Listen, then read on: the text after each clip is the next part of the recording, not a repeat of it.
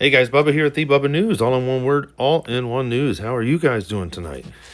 I can't believe it's already Friday. That just tells you how crazy town everything is. Tonight we're going to go over some stuff with Lebanon to the north of Israel, of course, with Israel. Some stuff with Turkey. Also, we're going to talk a lot about Iran and Yemen. And we're going to end it off with Elon Musk. So that's a crazy story too, but there's so much going on today from that horrible earthquake there in Myanmar, and then seeing it in Bali, Bangkok and whatnot. Truly tragic. Unbelievable. 7.7, I guess, on the Richter scale. With the USGS came out earlier and said that they expect thousands dead. And you guys have seen a lot of the videos and whatnot, but let's just get right to the video. I hope you guys are doing well. Let me know how I can help you guys along the way, but let's do this. This morning, Hezbollah, they shot off 2 rockets, but I don't believe it was Hezbollah. And the Israeli Air Force launched a wave of airstrikes earlier today on Hezbollah military sites in Lebanon in response to the launch of 2 rockets launched earlier today at Kiryat Shimona there in the northern tip of Israel. And the sites targeted in the strikes were the Hezbollah command and control centers, terrorist infrastructure sites, launchers, and terrorists, in addition to a drone storage facility there in Beirut. So that got crazy because the weekend officially begun. And that was this morning at 2 a.m. Eastern time when I was throwing this up on Telegram. That's 8 a.m. basically Israel time. But you know what? This will that little rocket attack that would trigger an Israeli retaliation, and they gave it to him. Defense Minister Israel Katz, there, he said there will be no peace in Beirut either. He said if there's no quiet in northern Israel, then there's not going to be any quiet in Beirut either. The Israeli council was meeting on this morning in the north, and they said basically the Israeli ceasefire must be canceled with Hezbollah and Lebanon. So we've got that going. And that was even before I started the day here with 1 Peter 5:10. After you have suffered a little while, the God of all grace will restore you. And God, guys, like last night's video with the Coffee Angel, God is not done with any of us yet. But yeah, we had this huge, this was earlier today as well. There was a huge solar flare, with the sunspots and whatnot. And this fired off, and this was a X-class level event, and it produced a stunning CME, coronal mass ejection. But, the flare source region will rotate to face Earth next week. So further strong solar activity is likely. And they're talking about people being able to see the northern lights here next week. This is going on with, let's just get right to the news. Ex-IDF intel officer warned that Turkey is trying to replace Iran in Syria. Turkey's trying to replace Iran's part there in Syria. But this poses a big strategic threat to Israel. Because the U.S. continues to supply advanced arms to Turkey, and that's very alarming to Israel. And it's requiring some new thinking in Israel. Instead of working with U.S. military hardware, Israel will learn how to overcome the U.S. technology if the U.S. continues arms sales with Turkey. The current U.S.-Iran dynamic increases the likelihood of unprecedented escalation in the coming weeks, says national security expert Danny Citronats. Iran threatens to attack the U.S. bases in the Middle East also. Iran came out and said this today, that they will attack all U.S. bases in the Middle East in response to any American military action. So another guy came out and said the entire region will explode if the U.S. attacks Iran, says the Speaker of the Iranian Parliament. And I said it's coming. It's prophesied. Jeremiah 49, verses 34 to 37 in particular. But the stuff, I'm going to switch back to Hezbollah for a second, because now we're going to get into some Bible prophecy. Because the IDF said Hezbollah stored drones in Beirut when they bombed them. In addition to hitting that, Israel caused major disruption in Lebanon's capital of Beirut. So this is only going to intensify the local anger there at Hezbollah. But yeah, Defense Minister Israel Katz today, he said the roofs in Beirut's Dahiyah district will shake after every attempt to attack Israeli communities. If Lebanon government fails to enforce this ceasefire deal, we will. Israel will. Many casualties were reported, so it's going to be interesting to see if Hezbollah responds or stays quiet.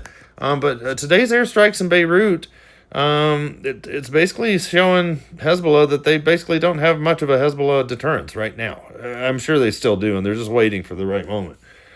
But, because Israel targeted the drone warehouses among other locations, this is pretty big because Israel used to hesitate about bombing after minor targets like this near the border. From two small, short-range rockets, one fell in open area and Israel shot the other one down. So they usually didn't go after them this hard. But Israel Katz said from now on, the IDF will strike in Beirut and other places soon as a standard practice. So this is why I threw up this next area here, because I'm talking about these areas are going to be very prophetic going forward. You've got Gibal, which is basically just north of Beirut there. You've got Sidon. You've got the big prophecy coming up in Ezekiel 28. You've got Tyre, the inhabitants of Tyre, there with Psalm 83 verse 6. So you've got all that stuff going on. But I'm looking at Sidon. Do you see it right there, right above Zarephath and south of Beirut? It's literally halfway between Tyre and Beirut. And Gibal or Byblos is another player there in the Psalm 83 war. So this is starting to get really interesting because if Israel's going to start hitting in other places other than just Beirut, all of these areas from Sidon, Zarephath, Tyre, these are all Hezbollah strongholds.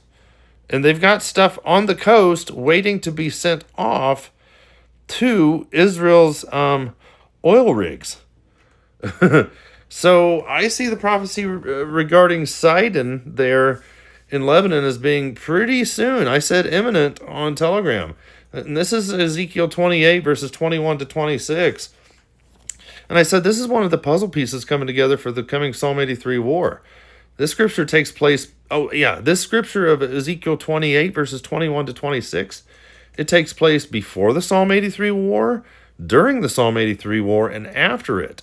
God has his face set against Sidon and says, I am against you, Sidon. And this is a Hezbollah stronghold. And so is Tyre, Gibal, Beirut areas, and Zarephath. Here's the Bible verse, Ezekiel 28 verses 23 to 24. I will send a plague against you, and blood will be spilled in your streets, the burden against Sidon. The attack will come from every direction, and your people will lie slaughtered within your walls. Then everyone will know that I am the Lord. No longer will Israel's scornful neighbors, this is Hezbollah and Hamas, prick and tear like a prickling briar and painful thorns. For then they will know that I am the sovereign Lord. So this is crazy stuff that's coming up. This is why I got excited earlier. I mean, even check this out, the bottom verse, Jeremiah 47 verse 4. On a day of that day that is coming to destroy all the Philistines, to cut off from Tyre and Sidon every ally that is left. For the Lord is going to destroy the Philistines. I said, what are the reasons prophetically as to why? 2 times in Ezekiel 28 verses 20 and 21, it declares that God is against Sidon. I'm trying to remember if that's the verse up here. Oh, there it is. Sorry. Yeah, I got all excited. I forgot about it. But why? Because Ezekiel 28 verses 24 to 26 tell us that Sidon is one of Israel's Arab enemies, that is a prickling briar and a painful thorn to the existence of the Jewish state of Israel. These evil neighbors, Hezbollah, despise Israel and stand in the way of them expanding into a safe dwelling, living again in the north. House rebuilding and being a vineyard planting nation once again there along the northern border, because so many of the Israelis are scared to move back because Hezbollah has been attacking for so long. And even this whole passage has nothing to do with idolatry, which is some commentaries talk about, but that's not true. But anyway, The results. Well, Sidon will be soundly defeated in a military conflict that sends pestilence upon her, blood in her streets, and the wounded in her midst. This is sounding a lot like Israel's going to start laying some groundwork there in Tyre and Sidon. And it's interesting because Sidon is not mentioned in the Psalm 83 prophecy, but Tyre is and Gebal is. So it's conjecture, but it seems like this Sidon prophecy is coming up pretty soon, because it appears that it's going to take place before the Psalm 83 war. So anyway, these are things I get excited about. I just want to share with you guys, because literally the Bible prophecies that are being found throughout the entirety of the scriptures, they're just coming so alive today. Seriously, if you use the Bible as your reading glasses to see the world around you, everything changes. You've got to come out of the mindset of looking at the Bible through the worldly lenses of being outside the world. I mean, because once we see everything going on all around us prophetically in the news, headlines, everything, it's because we're looking at it through Bible prophecies in the Bible. It's just a wild time to be alive. But yeah, let's get to the Iran stuff now. Trump threatens Iran with bad things unless it accepts a nuclear deal. And I'm going to play a video for you. But I said the rhetoric and threats continue to build up in a well-planned-out chess match. The official match takes place within weeks. Bad things will happen to Iran unless it reaches a deal with the U.S. on its nuclear program, President Trump said on Friday. Why does this matter? Because Trump's comments came after Iran responded to the letter that Trump sent the Ayatollah there 3 weeks ago, which threatened military action if no deal is reached within 2 months. So if that was 3 weeks ago, that was basically the beginning of March.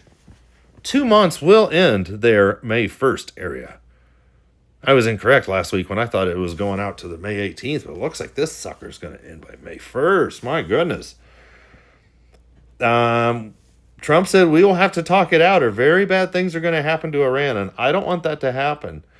My big preference is that if we work it out with Iran, if we don't work out, then bad things are going to happen to Iran. So I don't mean to laugh at this because this is a serious thing, but this is nuts. Because we see it coming. We see it coming every day, and it's the rhetoric that's building up. Even this next one, the Middle East will blow up like a spark. Iran speaker warns Trump against attack. And I said, this is nuts. The rhetoric continues. You can feel the pressure building up. And literally, it feels like something that is building up. You can feel it building up. Right now, the USA is tied up with Yemen. But, once the USA is done with the Houthis, Iran will be next in the crosshairs of the United States. And Israel will join in that force in a hurry.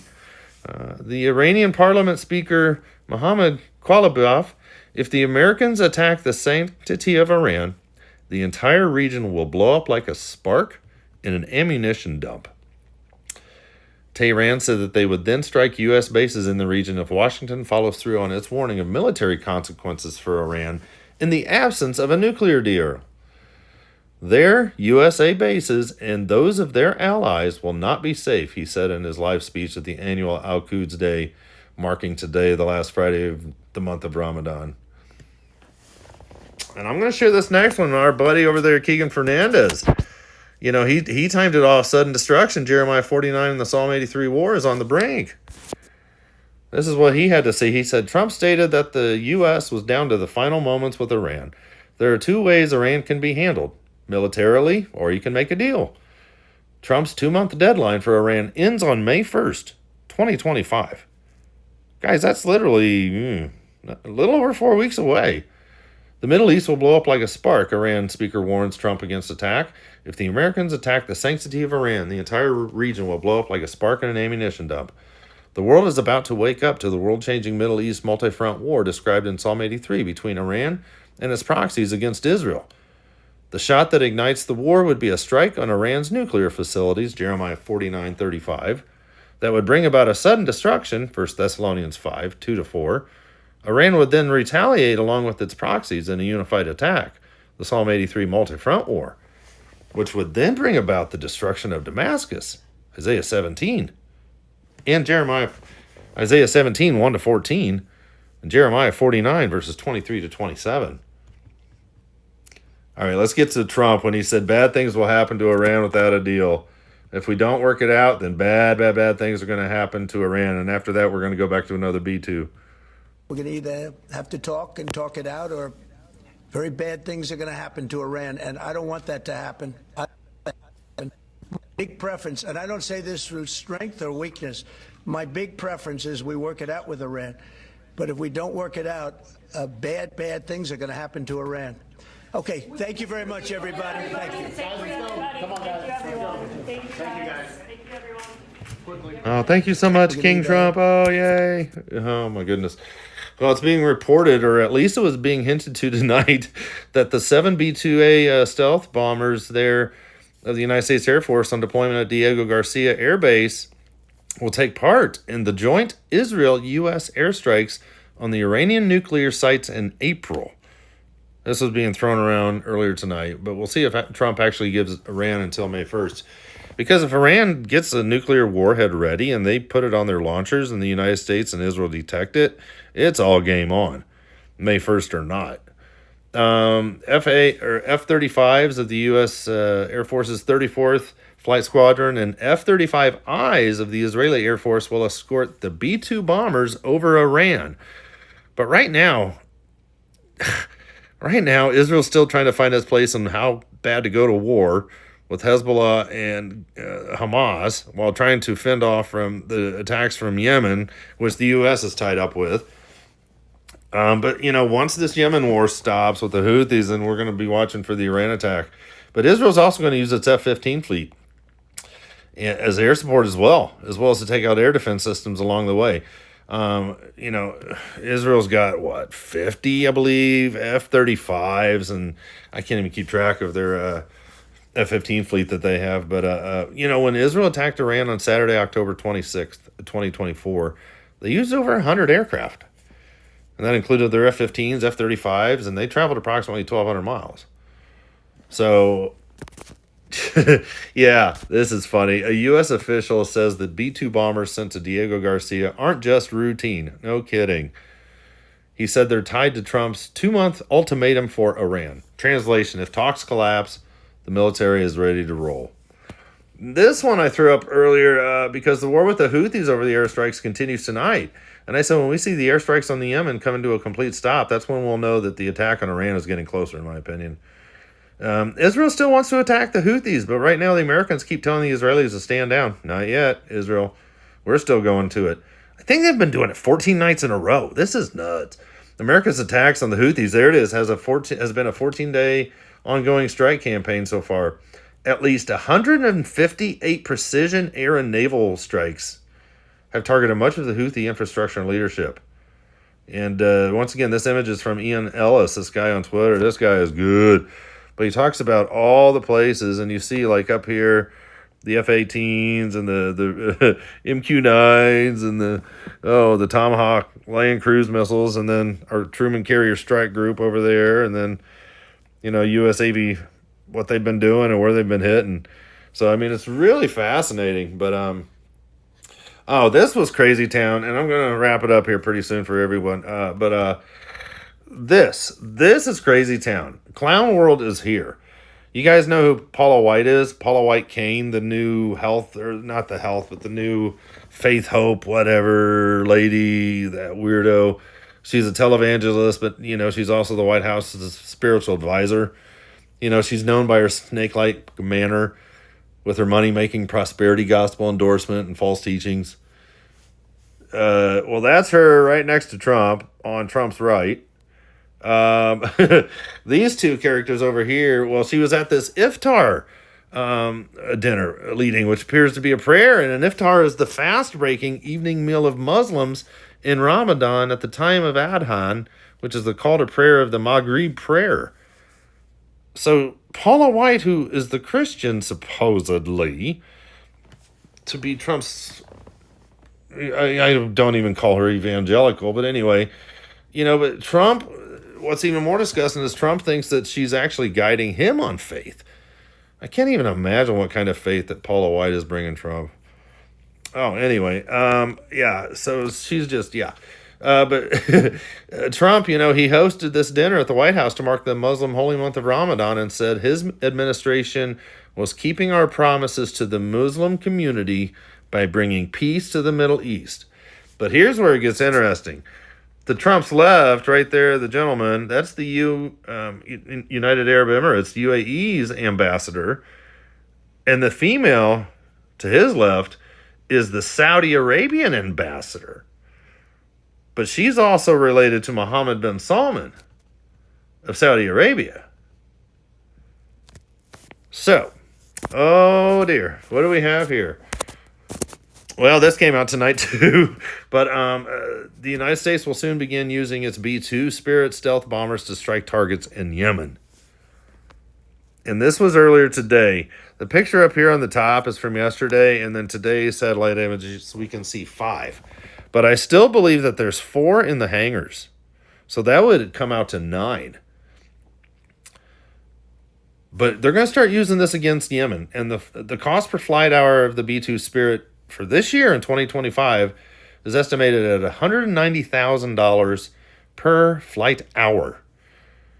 This is up from $163,000 due to inflation in 2022, but this figure reflects the advanced stealth technology intensive maintenance, which is 119 hours per flight hour, and $5 million climate-controlled hangars required to to preserve, I guess, its stealth properties. So I said, who do you think will pay? These birds were brought in for a reason. So it's very possible that they have 9 of them now. So we'll have to keep an eye on that. But this is nuts too. Today, there was the merger of... Do you guys remember a couple months ago I talked about XAI with the supercomputer being built? That was back in November, I believe it was. But I was throwing that up on the Telegram with everything going on. But XAI they merged with X today. So this is big news for Bible prophecy. I know you're like, what? Well, XAI is the everything app that Elon Musk wants to bring to all of us and eventually the entire world, where everyone will use his app. Well, Musk sold Twitter X to his own AI company, XAI. So basically, Elon just sold X to himself. And in doing so, he gave himself literally a $45 billion raise. He literally is going to profit $45 billion off of this. I said, or maybe he sold it to Satan and AI is now in control. AI is insane. I posted this on Telegram back on November 15th, 2024. Is XAI the real beast system? Is this the foundation being set up? This is something to keep an eye on with Musk and his XAI technology. Because Elon's planning on replacing the antiquated .gov websites in America with his blockchain backbone. And so much more. The Elon Musk X AI supercomputer. Elon and his new AI supercomputer is being rolled out to be the blockchain of the globe that everyone will use, quote unquote, Elon Musk. So I pose the question, did he just sell it? Did he just sell X to XAI? Okay. AI controls XAI. Let me say that again. Artificial intelligence controls XAI, not man. Did he just sell it to AI? This is a mind whoa kind of a thing. And I'm not saying that Elon Musk is the Antichrist or false prophet, but it does remind me a lot of Daniel 11 verses 38 and 39. But instead, he will honor a God of fortresses or forces. I'm reading it in the NASB 95, but the God of fortresses there in Hebrew means a place of safety, protection, refuge, stronghold. It says a refuge of God, of a God, possibly. Wow. Of human protection, but a God of fortresses is all about XAI and peace and safety and security, and we need to have these cameras everywhere to watch you 24/7, and this is why we'll need to eventually mark you 24/7 so that if you're ever in a health emergency, we can come to you right away. But instead, he will honor a God of fortresses, a God whom his fathers did not know or knew not. And how would they know about this AI? They wouldn't. And he will honor him with gold, silver, costly stones, and treasures. In other words, he's going to offer it money, sell it to it. Because X owns 25% of XAI, but then XAI buys X. But he will take action against the strongest of fortresses, verse 39, with the help of a foreign god. An artificial intelligence god?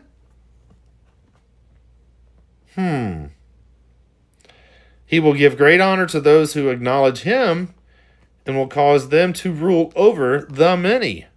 And the many is always an idiom for Israel. And he will parcel out land for a price. Parcel out is to divide, to share, to allot, to apportion, to assign. Guys, I don't know about you, but it feels like something is building up. Everything feels like it's getting ready to explode. Whether it's these fires all over the United States, North Carolina, Japan, South Korea, and these things are just getting started. Guys, this is nuts. We are getting so close to the end. And every day you can pick up, you know what I mean? You can just look at any headline and see Bible prophecies written all through it. It's crazy. The Bible is literally saying, open me up, read me. I'm alive right now, today, like never before. Guys, I challenge you this weekend, dig in. Do your own rabbit trails in the Word of God, but even stuff with Bible prophecy. But so many things are coming up, I believe, with the attacks on Lebanon there with Sidon. That could be kicking off here very soon. We've got all the insanity still with the Temple Mount that's still been way too quiet.